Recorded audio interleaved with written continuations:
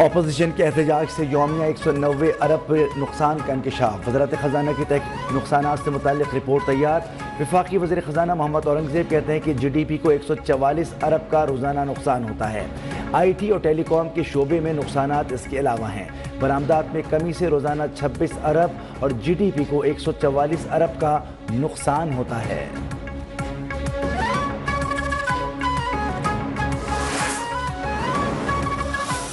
Protester آئے گا تو وہ ڈیفینیٹلی اس کو فوری طور پہ اریسٹ کیا جائے گا۔ اس طریقے سے کوئی چیز نہیں ہو سکتی، ڈرا کے، دھمکا کے، دھمکیوں سے، اس طرح کی چیزوں سے کوئی، میرا نہیں خیال ان کو اس کا 1% بھی فائدہ ہوگا۔ جو بھی ڈی چوک آئے گا، انتشار پھیلائے گا، اسے گرفتار کیا جائے گا۔ وزیر داخلہ محسن نقوی کی پی ٹی آئی مظاہرین کو وارننگ۔ کے پی حکومت کو اسلام آباد پر دھاوا بولنے کے بجائے پارا چنار جانے کا مشورہ۔ کہا کہ گزشتہ رات مختلف ہوٹلوں سے افغانیوں کو گرفتار کیا گیا۔ دھمکیوں سے ڈرنے والے نہیں، عوام کا تحفظ ہماری پہلی ترجیح ہے۔ وزیر داخلہ محسن نقوی کا اسلام آباد راولپنڈی اٹک کا فضائی جائزہ، سیکیورٹی انتظامات پر اظہار اطمینان۔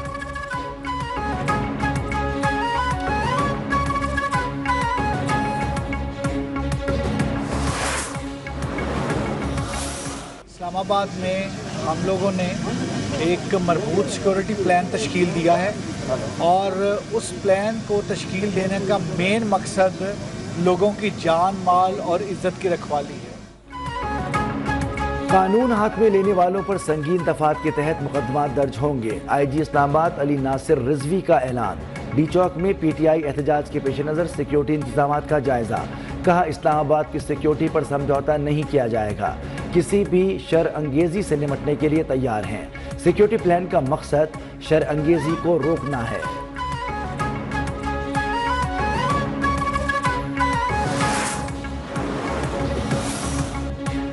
بار بار تحریک انصاف ایسے وقت پر احتجاج کی کال کیوں دیتی ہے؟ ایس سی او کانفرنس یا بیلاروس کے صدر کا دورہ ہو، نائب وزیر اعظم اسحاق ڈار کا اظہار تشویش۔ کہا کہ سیاسی احتجاج ملک کی عزت اور وقار کے ساتھ سوچی سمجھی سازش ہے، خدا را پاکستان کو اپنی گھٹیا سیاست پر فوقیت دیں۔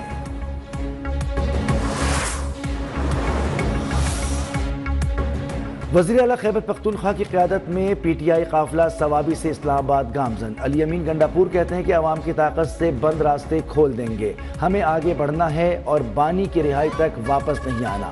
قافلے میں بانی پی ٹی آئی کی اہلیہ بشرا بیوی بھی شامل۔ راولپنڈی اور اسلام آباد کی اہم شاہراہیں کنٹینرز لگا کر بند، مظاہرین کی پکڑ دھکڑ کا سلسلہ بھی جاری۔ 350 کارکن گرفتار۔ پی ٹی آئی کے چیف ویپ عامر ڈوگر، زین قریشی بھی گرفتار۔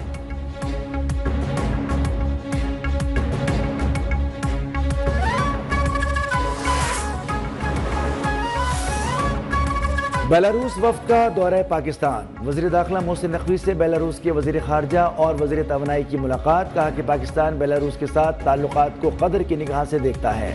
پاکستان بیلاروس کے ساتھ تعلقات کو اہمیت دیتا ہے۔ بیلاروس کے صدر لوکاشینکو آج اسلام آباد پہنچیں گے۔ بیلاروس کے صدر کی وزیر اعظم شہباز شریف سے تفصیلی ملاقات ہوگی۔ دو طرفہ تعلقات، مختلف شعبوں پر تعاون کے فروغ پر تبادلہ خیال کیا جائے گا۔ وفد میں بیلاروس کی 43 بڑی کاروباری شخصیات بھی شامل۔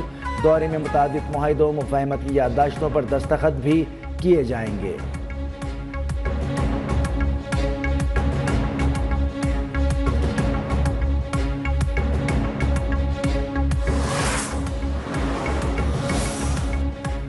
کرم میں دونوں قبائل فائر بندی پر آمادہ ہو گئے۔ مشیر اطلاعات خیبر پختونخوا حکومتی جرگہ واپسی پر پہنچ گیا۔ بیرسٹر گوہر کہتے ہیں کہ فریقین نے 7 دن کے لیے سیز فائر پر اتفاق کیا۔ فریقین مذاکرات کے ذریعے بات چیت کا حل چاہتے ہیں۔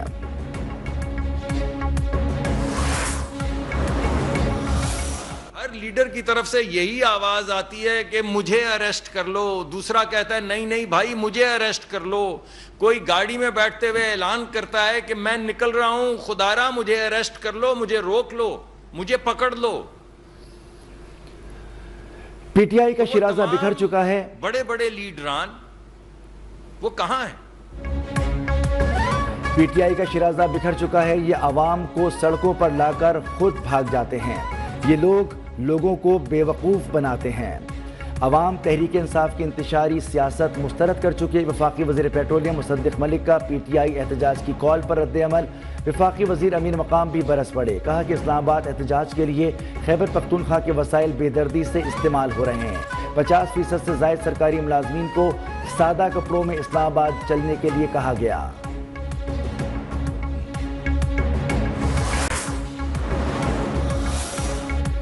تحریک انصاف کا احتجاج وفاقی دارالحکومت میں کل تمام تعلیمی ادارے بند، فیصلہ موجودہ صورتحال کے پیش نظر کیا، نوٹیفیکیشن جاری۔ پرائیویٹ اسکولز ایسوسی ایشن کا بھی سیکیورٹی صورتحال کے پیش نظر اسکولز بند رکھنے کا اعلان۔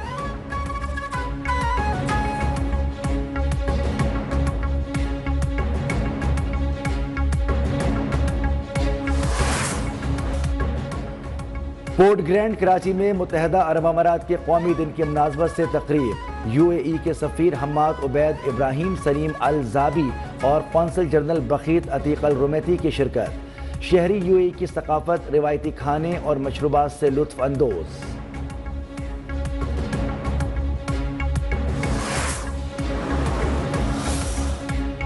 لبنان کی مزاحمتی تنظیم حزب اللہ کا اسرائیل پر بڑا حملہ، تل ابیب میں 200 ڈرونز اور راکٹوں کی برسات۔ گزشتہ 24 گھنٹوں کے دوران لبنان میں 84 شہری شہید، 213 زخمی۔ وسطی بیروت پر اسرائیل کے حملوں میں مرنے والوں کی تعداد 29 ہو گئی۔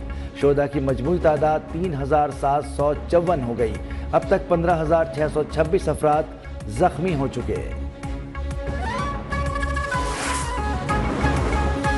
شمالی غزہ کا غیر انسانی محاصرہ برقرار، اسرائیلی فوج اسنائپر ڈرونز کے ذریعے شہریوں کو نشانہ بنانے میں مصروف۔ گزشتہ 24 گھنٹوں کے دوران مزید 35 افراد شہید، 94 زخمی۔ اسرائیلی فوج کا شجاعیہ خالی کرنے کا حکم۔ ڈرون حملے میں کمال عدوان اسپتال کے ڈائریکٹر حسام ابو صفیہ زخمی۔ غزہ میں شہداء کی مجموعی تعداد 44,211 ہو گئی۔ القسام بریگیڈ کا جنوبی غزہ میں 10 اسرائیلی فوجی ہلاک یا زخمی کرنے کا دعویٰ۔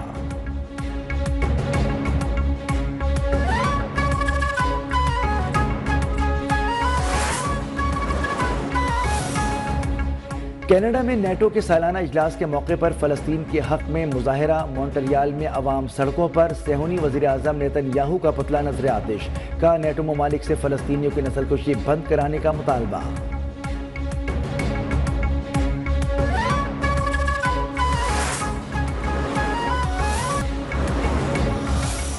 لیڈر کی طرف سے یہی آواز آتی ہے کہ مجھے اریسٹ کر لو، دوسرا کہتا ہے نہیں نہیں بھائی مجھے اریسٹ کر لو، کوئی گاڑی میں بیٹھتے ہوئے اعلان کرتا ہے کہ میں نکل رہا ہوں، خدارا مجھے اریسٹ کر لو، مجھے روک لو، مجھے پکڑ لو۔ پی ٹی آئی کا شیرازہ بکھر چکا ہے۔ بڑے بڑے لیڈران وہ کہاں ہیں؟ پی ٹی آئی کا شیرازہ بکھر چکا ہے، یہ عوام کو سڑکوں پر لا کر خود بھاگ جاتے ہیں، یہ لوگوں کو بے وقوف بناتے ہیں۔ عوام تحریک انصاف کی انتشاری سیاست مسترد کر چکے وفاقی وزیر پیٹرولیم مصدق ملک کا پی ٹی آئی احتجاج کی کال پر رد عمل۔ وفاقی وزیر امین مقام بھی برس پڑے، کہا کہ اسلام آباد احتجاج کے لیے خیبر پختونخوا کے وسائل بے دردی سے استعمال ہو رہے ہیں۔ 50% سے زائد سرکاری ملازمین کو سادہ کپڑوں میں اسلام آباد چلنے کے لیے کہا گیا۔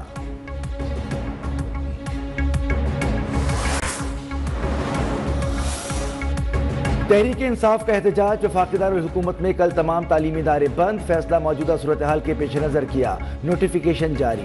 پرائیویٹ اسکولز ایسوسی ایشن کا بھی سیکیورٹی صورتحال کے پیش نظر اسکولز بند رکھنے کا اعلان۔